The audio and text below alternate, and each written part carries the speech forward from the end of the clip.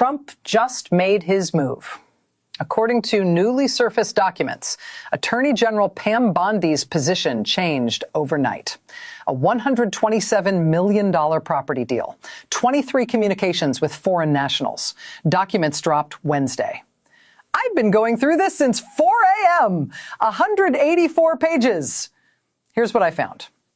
Tuesday, White House officials confirm an internal review.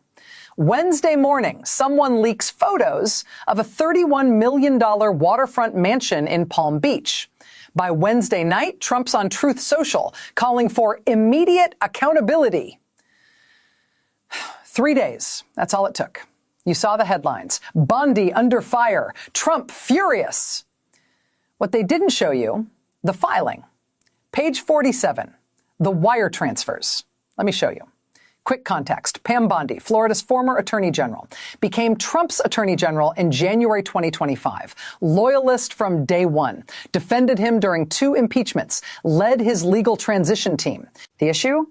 Leaked documents suggest Bondi maintained undisclosed financial ties to a foreign property development group while serving as the nation's top law enforcement officer. Timeline, fast version. Weeks ago, anonymous source contacts Congressional Oversight Committee with documents. Last week, those documents get verified by 3 independent forensic accountants. Monday, first leak hits a political newsletter. Wednesday, the mansion photos surface. Everything explodes. Here's what makes this different from your average D.C. scandal. This isn't about what she did before joining the administration. These are allegations about active conduct while serving, while making prosecutorial decisions. And the person now demanding answers? The same president who appointed her.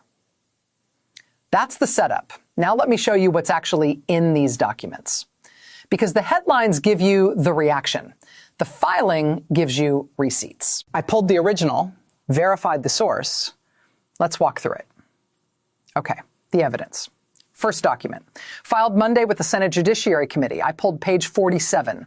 It says, quoting here, subject maintained controlling interest in Coastal Meridian Holdings, LLC, through a Delaware-registered subsidiary, despite attestations to the contrary during confirmation proceedings. That's not my take. That's the filing. What it means?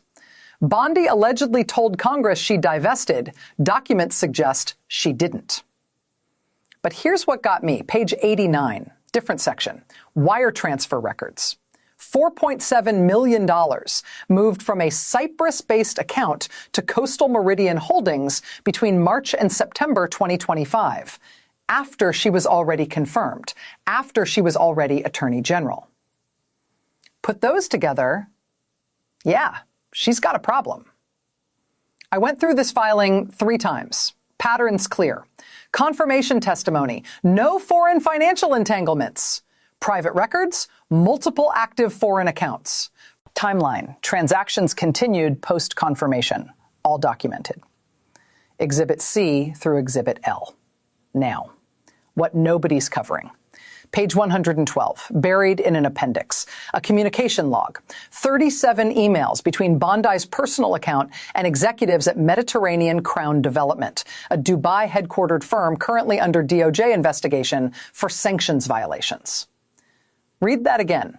The Attorney General emailing a company her own department is investigating. First read, I thought I misread it. Pulled it again. It's there. And there's more. Page 134, lines 7 through 23, internal DOJ memo from November 2025. A career prosecutor flagged the Mediterranean Crown case for potential conflict, recommended recusal. That memo never went anywhere. Case got reassigned. Prosecutor got transferred to a field office in Montana. According to official filings, that transfer happened 11 days after the memo was submitted. Now the mansion.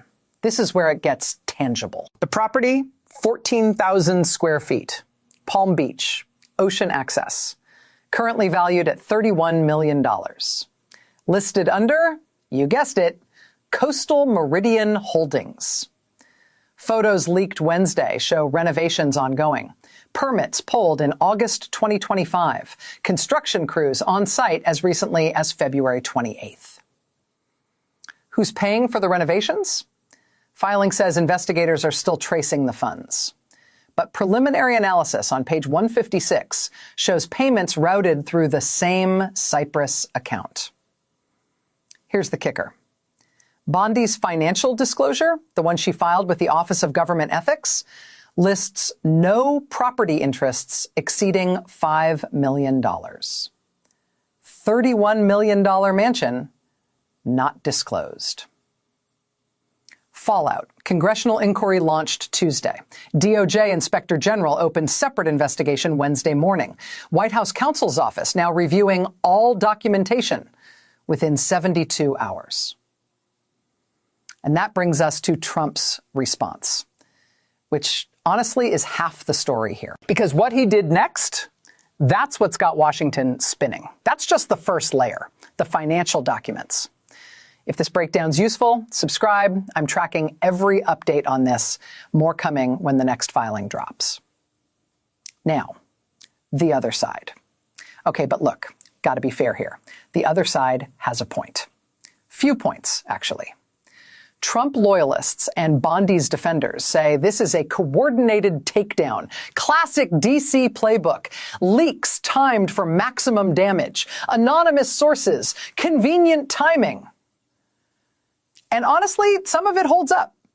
Their argument, first, the leaks came from a congressional staffer, unnamed, unverified motive, could be political, probably is political. Second, Coastal Meridian Holdings was established in 2019, before Bondi joined the administration, before she was even nominated. The structure predates her government service.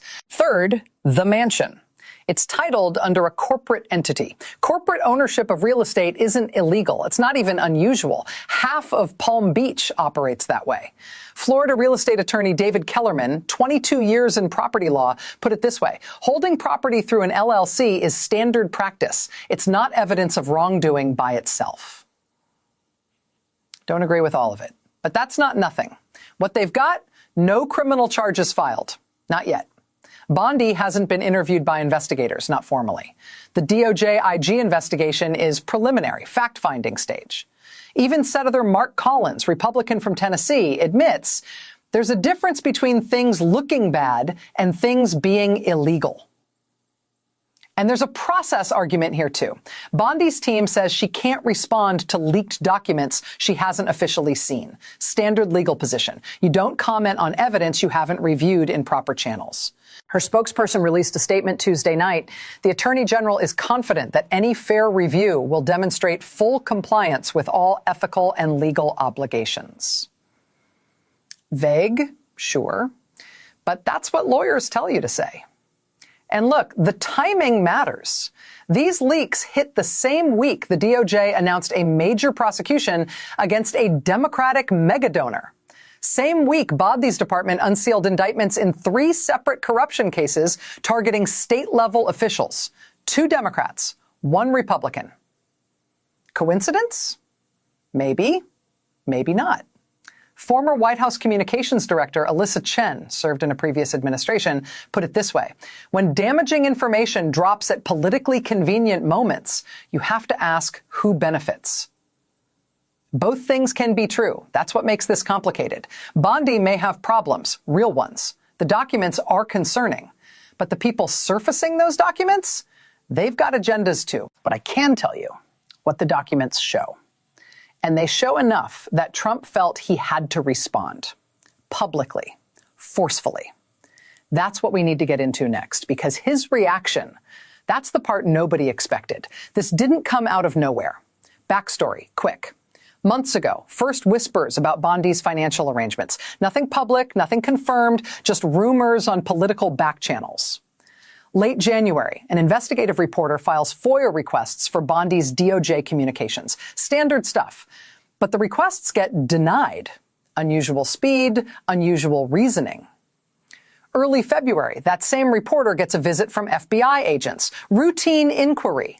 her sources start going quiet. Someone even said on record there was a clear effort to keep certain things contained. That's from a former DOJ official who worked in the Office of Professional Responsibility. Spoke to a Senate staffer. Staffer's notes are in the filing. What happened? Containment failed. Pattern. Questions arise internally. Internal mechanisms suppress those questions. External pressure builds. Leak. Every time in Washington. Same story, different names. Until Monday. When the dam broke, it broke fast. And here's what made this one different. Trump's relationship with Bondi goes back 14 years. She endorsed him in 2016 when it wasn't popular, defended him when others ran. He called her one of the most loyal people I've ever known. That's the context. This wasn't just an AG under fire. This was a betrayal narrative. And Trump doesn't handle those quietly. See where this is going? Like this. The algorithm pushes content people engage with. Like button tells it this matters. Now, what happened Wednesday night? Wednesday, 9:47 p.m. Eastern. Here's what happened. Trump posted on Truth Social, all caps, 3 posts in 11 minutes. First post, looking into very serious allegations about people I trusted. Loyalty is everything, but so is accountability. Second post, will demand answers, will get them. Nobody is above the standard. Third post, more to come. Washington froze. The President of the United States publicly signaling he's turning on his own Attorney General, without naming her, but everyone knew. What followed, Bondi's office issued no response Wednesday night, silence. White House press secretary scheduled an emergency briefing for Thursday morning. 3 Republican senators who had previously defended Bondi released statements calling for full transparency. 67 minutes, that fast. Now, what everyone missed. While people focused on the Truth Social posts, something else happened. At 10:31 p.m., a White House source confirmed to 2 outlets that Chief of Staff Kevin Hartley met with Bondi at DOJ headquarters earlier that evening. Meeting lasted 23 minutes. Then, at 11:15 p.m., Deputy Attorney General Marcus Webb was seen entering the West Wing. Webb is next in line if Bondi leaves. Then this morning, Thursday, Webb's calendar showed a 7 a.m. meeting with White House counsel. Trump's response? Not reactive, calculated. You can see it in the sequence. First the private meeting, then the public posts, then the positioning of the successor. This wasn't an angry president venting. This was a coordinated distancing operation. And Bondi, according to 2 sources who spoke to Politico this morning, she's evaluating her options. In Washington, that's code for negotiating your exit. This is where it gets interesting. Stay with me. What I show next changes the picture. Drop your prediction below. Resignation by Monday? Firing? Or does she survive? Comment your take. See if you're right. What are experts saying? Former White House counsel Gregory Taft served under Bush 43, 9 years in the role. When a president publicly questions a cabinet member's integrity, the relationship is over. It's just a matter of timing. Plain English, she's done. Only question is how and when. Another one, former DOJ Inspector General Michael Raines, 18 years in federal oversight. The financial disclosures alone could constitute a felony if the omissions were intentional. That's 18 U.S.C. 1001, false statements. Key there, if intentional. That's what investigators have to prove, intent. Here's what's interesting. Even Jonathan Hirsch, who served as legal advisor to Bondi's transition team, admits the optics are severe. Even if everything has a legal explanation, the political damage may be irreparable. When the people who helped put her there are saying that, pay attention. Constitutional law professor Sarah Mendez at Georgetown. We're watching a real-time stress test of executive branch ethics enforcement. The structures exist. The question is whether they'll be used. Consensus among people I spoke to, criminal liability, possible but not certain. Political survival, unlikely. Resignation, probable within days. Former federal prosecutor Ellen Chang, 17 years at SDNY, added this: "You don't open an IG investigation at this speed unless someone senior pushed for it. These things usually take weeks to initiate. This took hours." Translation: pressure from above, probably the White House. That matches the timeline. Trump's team likely knew what was coming before the leaks went public. They were ahead of it. That's where professionals land. Useful breakdown? Like it. Takes time to pull these filings and verify them. That like button tells me it's worth the effort. Now, why this matters to you. Why should you care? Real talk, how this affects actual people. Money. If you've got federal student loans, pay attention. Bondi's DOJ was in the middle of negotiating new enforcement terms with major loan servicers. $340 million in disputed collections. Cases were set for resolution in April. If she leaves, those negotiations restart. Delays likely. Your wallet. Potential billing disputes could extend another 6 to 8 months. What some people doing? Locking in current payment plans now. Before the shuffle. Not advice, just what I'm seeing. Precedent. This sets a precedent. Next time any cabinet official faces financial questions, this is the playbook. Leaks, public pressure, presidential distancing. Quick example. You work for a federal agency. Your boss gets targeted. Documents surface. Maybe real problems, maybe not. Either way, your department gets frozen. Hiring stops. Projects pause. Your career stalls while investigations proceed. Not dramatic. That's how this works now. Who's affected? Right now, estimated 4,200 DOJ employees dealing with uncertainty about leadership. Federal prosecutors already reporting cases getting delayed. Defense attorneys seeing continuances granted, citing departmental instability. 3 major RICO cases in Florida, ones Bondi personally oversaw, now in question. Hits within weeks. What nobody wants to say, uncomfortable part. Cabinet-level officials serving under ethics clouds isn't new. What's new is the speed of collapse. If you pay taxes, and you do, your money funds these positions. Your money funded her security detail, her staff, her travel. $4.3 million in the current fiscal year just for the AG's office operations. If that investment gets disrupted by preventable ethics failures, you're the one paying for the cleanup. Not trying to scare you, that's what documents suggest. Practical, what informed people doing. Watching for DOJ policy guidance changes, environmental enforcement, antitrust, civil rights. Tracking deputy appointments. Whoever takes over shapes priorities. Asking attorneys, does this affect my case? If you've got anything pending with federal courts, anything, this matters. Knowledge helps. How'd Bondi respond? Made it worse. Honestly. Thursday morning, today, her office released a 2-paragraph statement. Read it. Generic denials, no specifics, no document-by-document rebuttal. Quote, "The Attorney General remains focused on her duties and will address these matters through appropriate channels." Reaction? Statement viewed 2.7 million times in 4 hours. Ratioed immediately. Comments overwhelmingly negative. Even allies weren't defending it. Republican strategist Paul Brennan worked 3 Senate campaigns. That statement needed to come with receipts. It didn't. That's a problem. Then an hour later, her office announced she'd canceled a scheduled appearance at a law enforcement conference in Atlanta. Scheduling conflict. Right. The same conference she'd confirmed 3 weeks ago. Then the White House weighed in. Press Secretary Dana Holbrook, Thursday 10 a.m. briefing.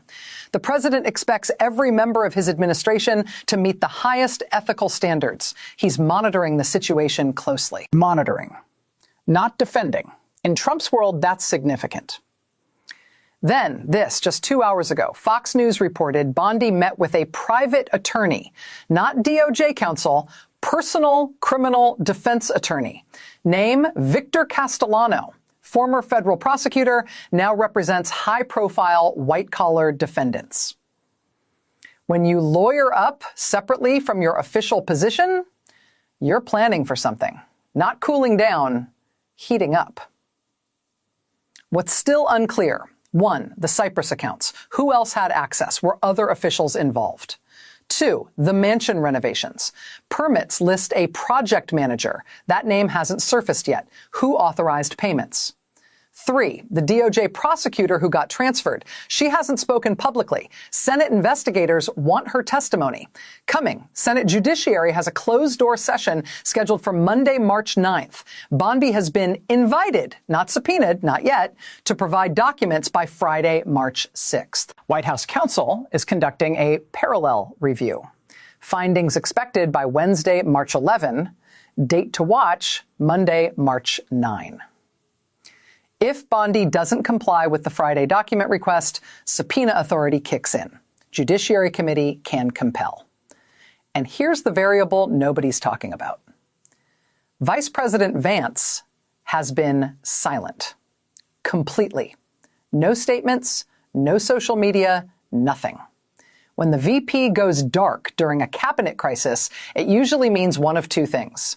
Either they're staying out of it deliberately, or they're positioning for what comes next. Should know more by Monday. Subscribe. I'll cover the update when it drops. The story's moving fast. New filings expected Friday, testimony possibly Monday. Hit subscribe, notifications on. I'll break it down when documents surface. Where we are right now. Pam Bondi remains Attorney General as of Thursday afternoon. No resignation announced, no formal charges filed. DOJ Inspector General investigation ongoing.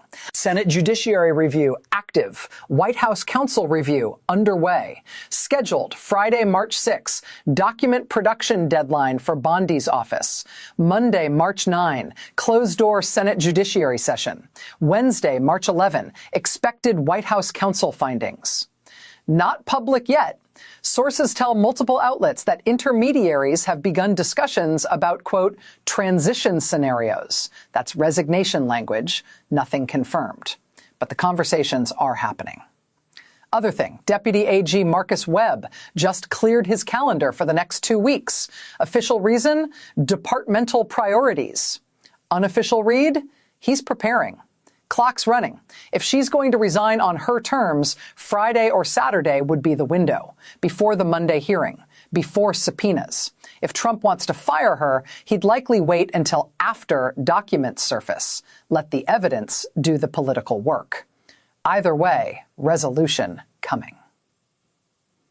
That's where we are. Pam Bondi, still in office, but the ground's shifting fast. Surface read. Another Washington scandal, another official in trouble. But the speed of Trump's distancing matters. This isn't how he handled previous controversies, previous loyalty tests. He defended people longer, louder. This time, 48 hours, and he's already positioning the exit. And Bondi's silence matters too. The generic statements, the canceled appearances, the private attorney. Someone who thinks they're surviving doesn't move like that. I'll be watching the Friday deadline. What she produces or doesn't will tell us everything about whether she's fighting or folding. Story's not over, still developing. Could be resignation by weekend, could be a prolonged battle, could be something nobody's predicting. Subscribe for the full picture, not just headlines. When documents drop, I'll break them down. Same way. Evidence first, then analysis. Filing by filing, page by page. That's how you understand what's actually happening. Not the spin, not the narrative. The documents. Talk soon.